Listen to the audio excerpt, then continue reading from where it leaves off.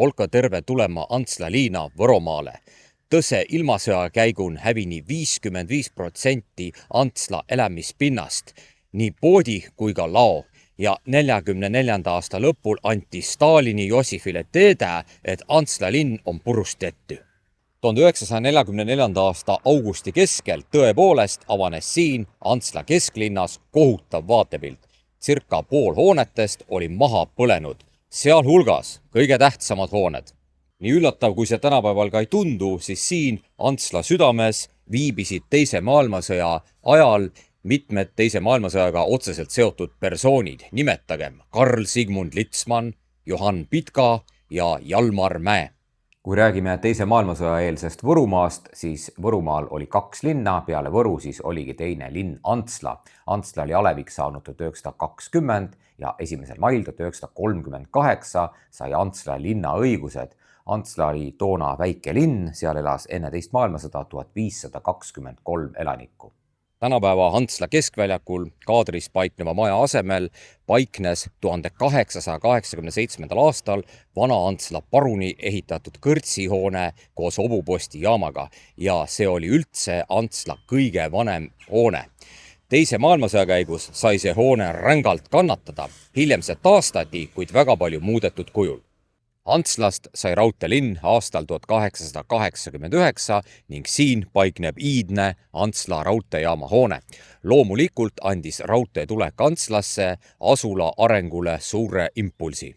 Ajast aega on tänavad Antsla südamest läinud ikka Kodarjalt. Siit läks tänaseks jäljetult kadunud Vaksali tänav raudteejaama hoone poole. Siin on Jaani tänav, siin vana Antsla poole viiv Veski tänav ning siin endine Tuletõrje tänav ehk siis praegune Kreutzwaldi tänav. Aegade jooksul on loomulikult muutunud osaliselt ka Antsla tänavavõrk. Jaama hoone juurest diagonaalis sinna keskväljaku poole läks nüüdseks juba jäljetult kadunud Vaksali tänav. Kaadris on näha võrdlemisi ehe 1920. ja 30. aastatele omane eluärihoone. Antslat läbib Lambahänna oja ning kaadris olev Näsmõisa Paisjärv. Antsla asula on kandnud nimesid ka Siksäla ja Hauka. Ajast aega on Antsla olnud ka laadalinn. Esimest korda peeti siin laata juba 1894. Räägime sõjaeelsest Antsla tarvitajate ühisusest. Kaadris nähtava hoone koha peal paiknes enne sõda tarvitajate ühisuse hoone, mis hävines 44. aasta augustis. Antslast on ikka räägitud kui kohast, kus sai alguse Eesti tarvitajate ühisus. Asi oli siis selles, et Antsla tarvitajate ühisus oligi esimene taoline organisatsioon terves Eestis. See alustas äritegevust ametlikult 1903, aga tegelikult juba 1902 oldi tegevuses. Ja selle sõjas hävinud ühisuse hoone kohta võime siis öelda seda, et ühisus ostis selle endale 1914. aastal. See oli siis ühekorruseline suur kivimaja ning selle ümber olid ka kõrvalhooned. Seal majas asus tegevusse ka kauplus. 1906. aastal valmis siin Siksäla mäe jalamill uhke Pritsimaja seltsihoone. 1904. aastal asutati Antsla tuletõrje selts ja kaadris paikneb tuletõrje seltsimaja. See oli siis sõdadevahelise perioodi Antsla seltsielu keskus. Teise maailmasõja käigus 1944 augusti lahingute all sai see maja rängalt kannatada. Hiljem see taastati, kuid väga palju muudetud kujul. Antsla arengu kohta kirjutati juba 1926. aasta ajalehes Postimees 12. augustil nõnda. Antsla alev kasvab silmnähtavalt. Seda kasvu võiks võrrelda peaaegu kevadise rohu kasvamisega pärast sooja müristamisvihma. Antsla vabadussõja samba vastas üle tee paikneval platsil oleva maja asemel ehitati 1930. aastate lõpul uhke torniga Antsla raekoda. Antsla raekoda oli valmis saanud siis 1937. aastal ja see oli üks 3 väikelinna raekojast terves Eestis. Teised 2 olid siis Sindi raekoda ja Tõrva raekoda. Kaadris nähtava hoone asemel olnud Antsla raekoja hoone hävines 1944 augustis põrgulike sõjapäevade käigus. Milline nägi üldse välja Antsla linn pärast seda, kui talle oli 1. mail 1938 antud linnaõigused? väljaandes nimega Uudisleht ilmus 18. mail 1938 Antsla linna kohta üks artikkel ja seal on siis kirjeldatud Antsla kesklinna. Majad on küll enamasti ühekordsed ja selle tõttu võiks sõrmedel üles lugeda kahekordsete majade hulka, mis aga täiesti puudub, on kolmekordsed hooned. Antsla uhkuseks on pilvelõhkuja stiilis ehitatud raekoda. 1940. aasta algas Eesti Vabariigis hirmsa külmaga. Külm oli väga ka Antslas ja ajaleht Elu oli siis Võrumaa ajaleht, kirjutas 22. jaanuaril 1940 artikli pealkirjaga Antslas murrab külm linde ja kasse. Ja selle artiklis oli kirjas siis niimoodi, et viimased külmad on Antslas liiga teinud lindudele ja kassidele. Uulitsail on pea iga päev leida surnuid varblasi ja tuvikesi. 1930. aastate Antsla üheks iseloomulikuks jooneks oli tema pahempoolsus. Näiteks 1930. aastal valiti Alevi valitsuse sekretäriks pahempoolne sotsiaaldemokraat Leonhard Kull. 17. juuni 1940 okupeeris Nõukogude Liit Eesti ja punaväed valgusid takistamatult üle Eesti. Ja selle kohta on siis öeldud niimoodi, et Antsla toonane linnavanem Kaarel Hommik on meenutanud, et punaväe sissetulekul käisime Antsla linnast 2 kergesõiduautoga neil ehk siis punaväelastel Kuldre teeristil vastas lilli viimas ja Hommik rääkis, et selle mõtte algatajaks oli olnud sekretär Leonhard Kull ise. Antsla omaaegne linnavanem Kaarel või algse nimega Karp Hommik mõrvati Võru omakaitse välikohtu otsuse alusel 5. detsembril 1941 ja muide 28. oktoobrist 1941 pärineb Kaarel Hommiku ülekuulamisprotokoll. Hommik oli muide olnud ka hävituspataljonlane ja seal Hommik siis tunnistas niimoodi, et olin end juba kommunistlisse tegevusse nii palju sisse mässinud, et enam ei saanud välja pääseda. Pärast Eesti okupeerimist Nõukogude Liidu poolt korraldasid Nõukogude okupatsiooni jõud siin siis libaparlamendi valimised, niinimetatud Riigivolikogu valimised, mis pidi siis võtma vastu otsuse, et Eesti liitub Nõukogude Liiduga vabatahtlikult. Antsla valimisringkonnast valiti sinna Riigivolikokku, tuli punasesse Riigivolikokku Võrumaa kooliõpetaja nimega Leonhard Hallop ja punase aja ajakirjandusest ehk 40. aasta teise poole ajakirjandusest võisime siis lugeda, et 24. juulil 1940 toimus Antslas suur võidumiiting ehk siis töötava rahva võidumiiting. Seal olevat töörahvas siis Nõukogude okupatsioonivõimude sõnul pühitsenud seda, et Eestist sai Nõukogude sotsialistlik vabariik ja pärast seda, kui 6. augustil 1940 Moskvas võeti Eesti ametlikult Nõukogude Liidu rüppe, siis toimunud punase ajakirjanduse sõnul jälle rahva suur miiting Antsla linnas. Esimese Nõukogude okupatsiooni aja ajakirjanduses kirjutati niimoodi, et 11. augustil 1940 ehk siis 5 päeva pärast seda, kui Eesti oli vastu võetud Nõukogude Liitu, toimunud Antslas suurejooneline miiting, kus osa olevat siis võtnud lausa 1500 inimest ja Nõukogude propaganda ajakirjandus kirjutas niimoodi, et need inimesed võtsid sellest üritusest osa vaimustunult.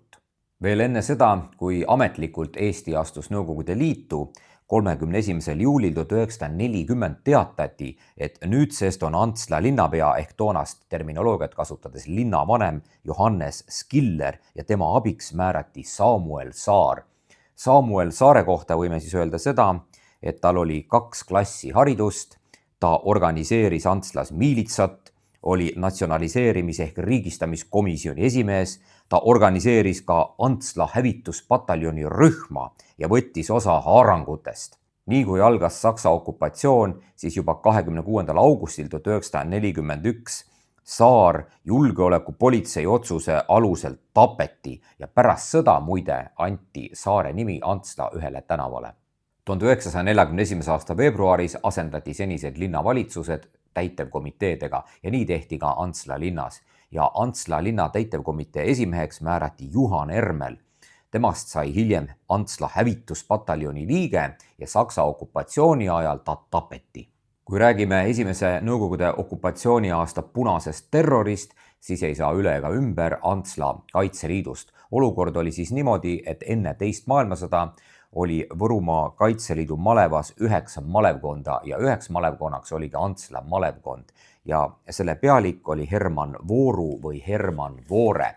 9. jaanuaril 1941 arreteerisid Nõukogude okupatsioonivõimud Urvaste valla mõisavalitseja ja ühtlasi siis Kaitseliidu Antsla malevkonna pealiku Herman Vooru. Süüks pandi talle seda, et ta olla ühe pealekaebaja sõnul 1939. aasta lõikuspeol Uhtjärve ääres, mis on siis Urvaste lähedal, öelnud nõndamoodi.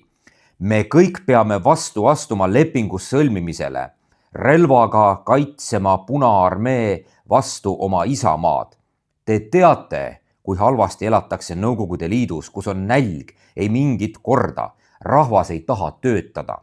Seal elavad hästi ainult komissarid. Voorule mõisteti 8 aastat sunnitööd. Täpsustame siis, et see, millest Vooru rääkis, oli vastastikuse abistamise leping ehk baaside leping Eesti ja Nõukogude Liidu vahel, mis sõlmiti 1939. aasta septembris. Kui Kaitseliidu Antsla malevkonna pealik Herman Vooru arreteeriti 9. jaanuaril 1941, siis mõni nädal hiljem, 28. või 29. jaanuaril 1941 arreteeriti Kaitseliidu Antsla malevkonna pealiku abi Alo Karineel. Ta oli olnud ka mitme Riigikogu koosseisu liige ja ta tegutses talunikuna. Karineel tapeti 2. aprillil 1942 Venemaal Gorki oblastis ja tema süüks pandi seda, et sarnaselt Voorule olevat ka Karineel kutsunud 1939. aasta sügisel lõikuspeol Uhtjärve ääres rahvast üles relvaga välja astuma Nõukogude Liidu vastu. 27. september 1925 avati Antsla linnas vabadussõjas langenute mälestusmärk. Milline oli Antsla vabadussõja võidusamba saatus teise maailmasõja ajal?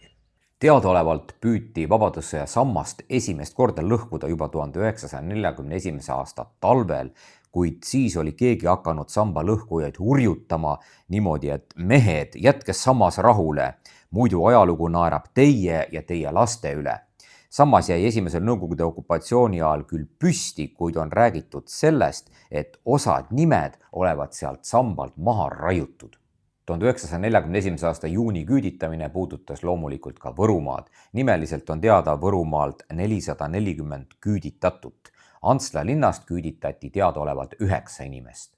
22. juuni 1941 varahommuku ründas Suur-Saksa kantsler Hitler ja Adolf suurte jõudega stalinistlikku Nõukogude Liitu. Eile kavva aiga, kui sõda jõud ka siia Antsla liina.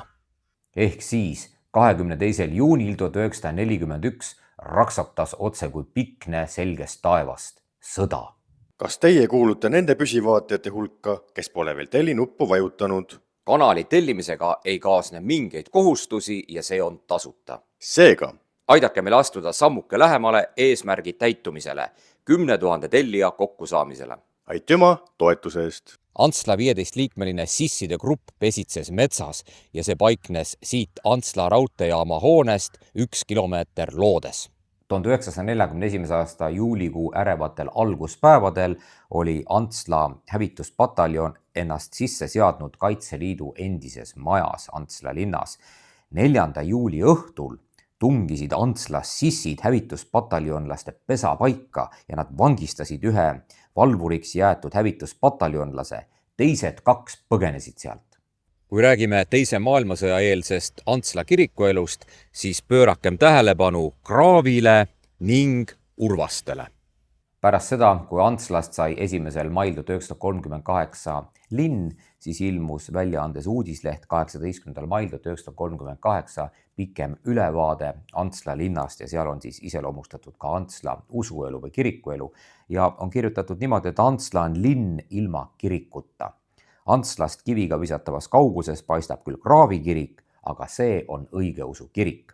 Luteri usulised on seni otsinud oma hingele lohutust Antslast circa 10 kilomeetrit eemal asuvast Urvaste kirikust. Ja ajakirjanik, kes tegi selle Antsla ülevaate, kohtus enda sõnul ühe vanaeidekesega, vanaeidekene olnud väga usklik ja ta öelnud siis ajakirjanikule niimoodi: puhapatused on need noored, kõrtsid teevad, aga kirikut ei toda ehita küll mitte keegi. Ja siis olevat see vanaeidekene oma murdekeeles öelnud ajakirjanikule veel niimoodi: taivane essake, ei mina Antslan taha küll kuolda. Ehk siis kirjakeelde ümber panduna kõlaks see niimoodi: taeva isa, ei mina taha Antslas küll surra. 1895. aastal oli mõni kilomeeter Antslast eemale asutatud või avatud Kraavi õigeusu kirik ja see oli pühendatud siis prohvet Eeliale. 1936. aastal hakkas seal Antsla Kraavi koguduses teenima vaimulikuna kirikuõpetajana noor mees nimega Johannes Kraav.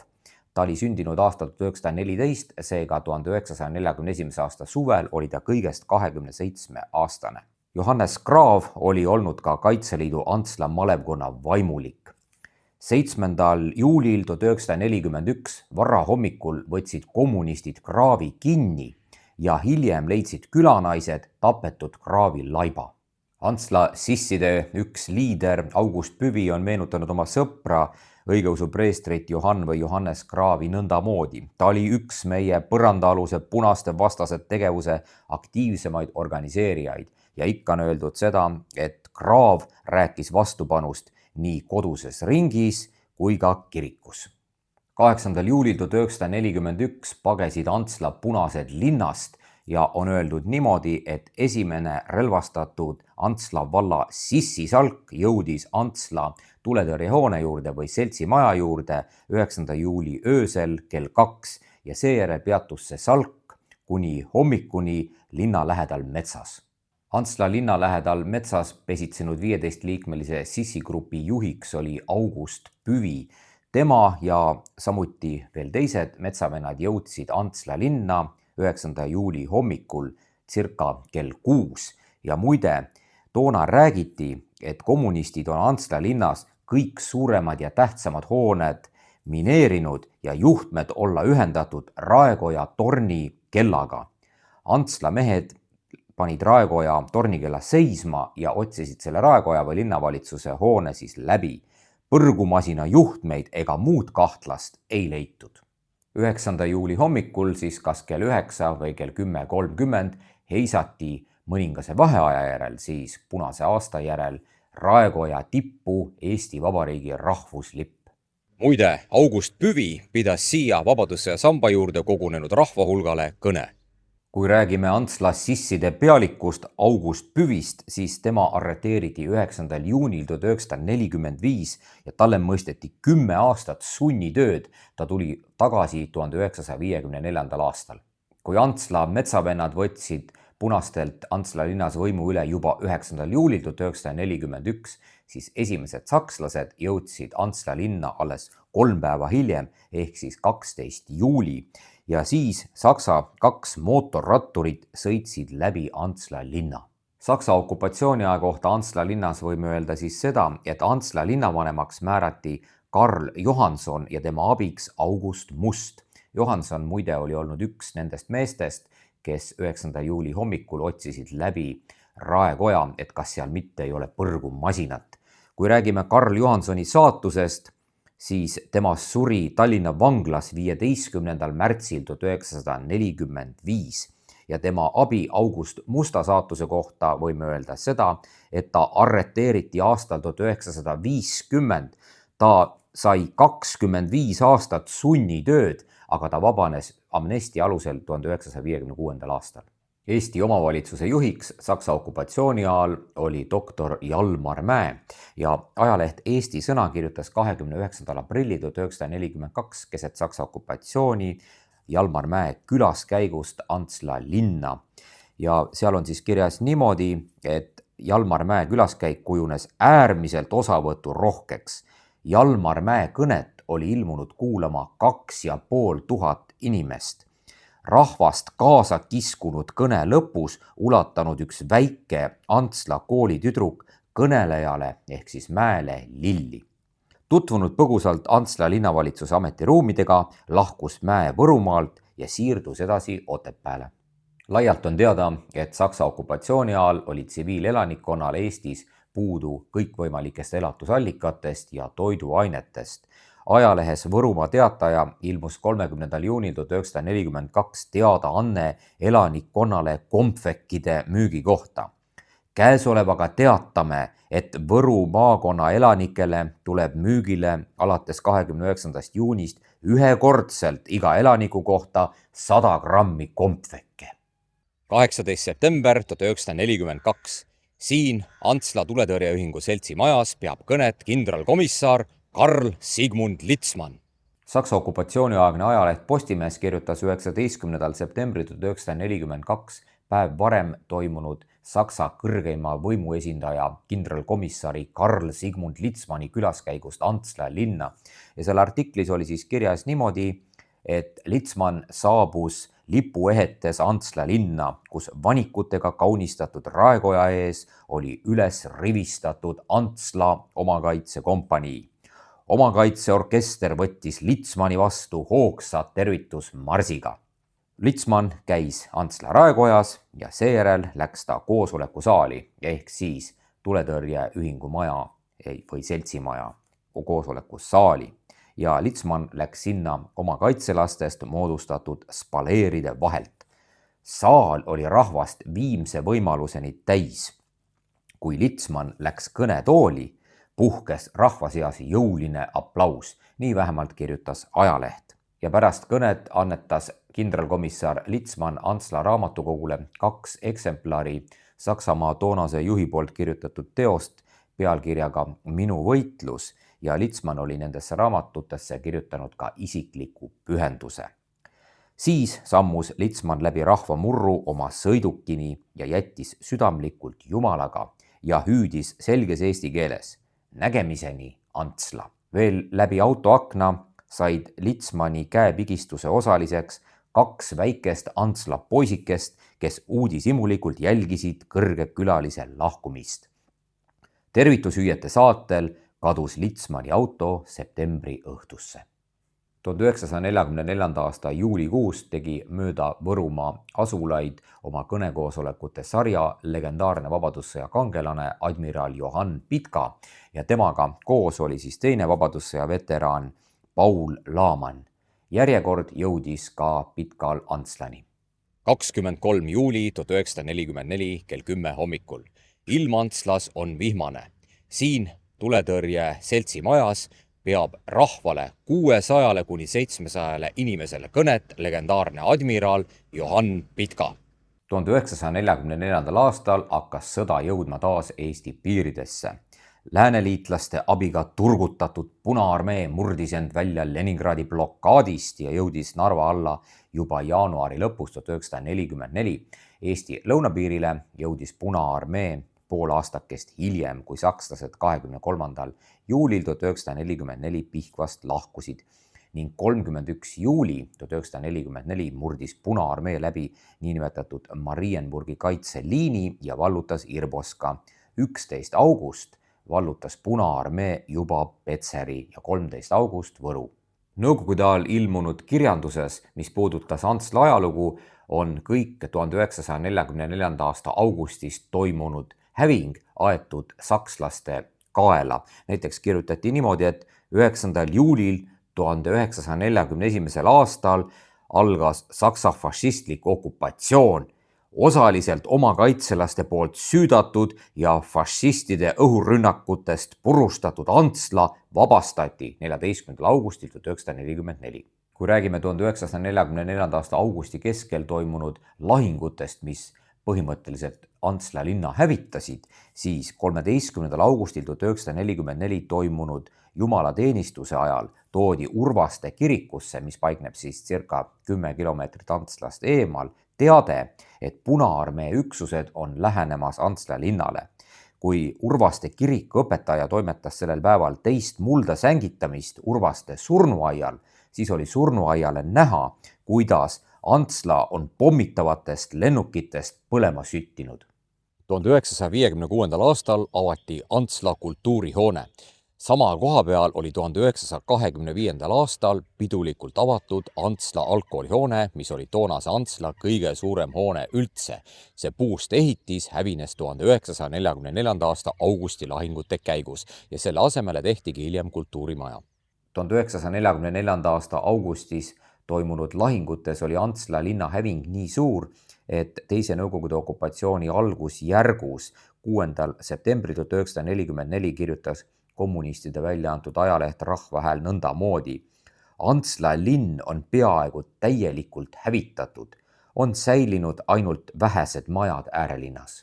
Kui saate alguses mainisime, et Antsla hävingust kanti ette koguni Jossif Stalinile, siis nii see tõepoolest oli. Ajaleht Noorte Hääl kirjutas 28. novembril 1944 ehk siis teise Nõukogude okupatsiooni suhtelises algusjärgus, et Eesti töörahvas on saatnud Jossif Stalinile kirja ja seal kirjas oli muuhulgas mainitud, et Narva, Otepää, Antsla ja Tõrva linn on purustatud. Antsla vabadussõja sammas lõhuti siis pärast teist maailmasõda juba augustis 1945. Suuremad tükid kaevati maasse ja väiksemad tükid visati kaevu. Samba taasavamiseni jõuti 1993. aasta juunikuus.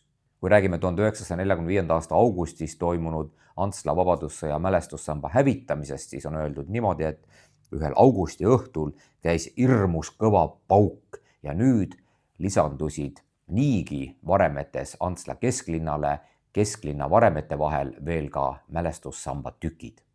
Ja kujutage ette, sealt vabadussõja samba juurest lendasid vabadussõja samba tükid üle raudtee circa 350 meetri kaugusele sinna poole Pärna tänavale.